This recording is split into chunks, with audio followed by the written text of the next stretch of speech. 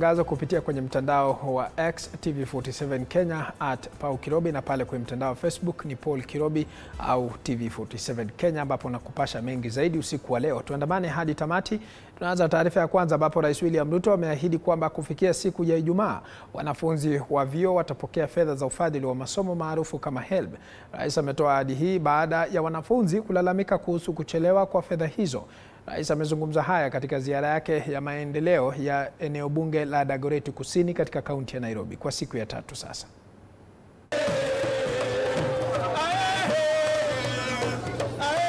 Katika ziara yake ya siku ya 3 katika jiji kuu la Nairobi, kiongozi wa taifa Rais William Ruto aliendelea kutoa ahadi kochokocho, hasa kwa wanafunzi wa vyuo vikuu ambao kwa muda sasa wamekuwa wakilalamika.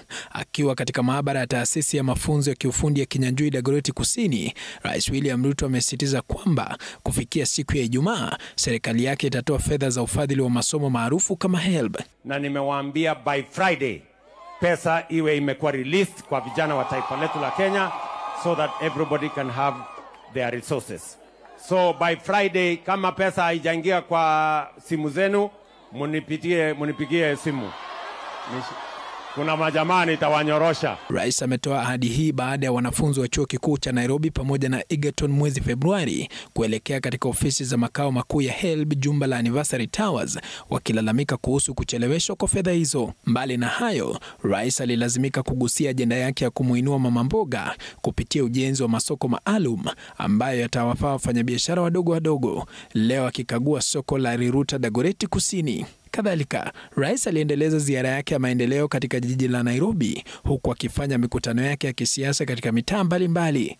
Rais alizuru mtaa wa Dagoretti Kaskazini pamoja na Kusini huku akikagua soko la Mituine ambalo anasema litakamilika chini ya miezi 2 ijayo. Pia alitua maeneo ya Kangemi, Westlands pamoja na maeneo ya Kawangware. Rais amefanya ziara hii baada ya kutia saini ya kushirikiana na kinara wa ODM Raila Odinga. Hata hivyo, yeye pamoja na naibu wake Kithure Kindiki walilazimika kuutetea ushirikiano na Raila Odinga. Baba ameshikana na Rais Ruto. Inaweza haiwezi.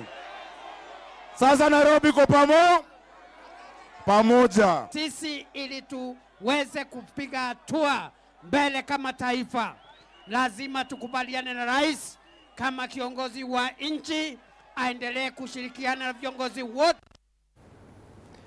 Naam.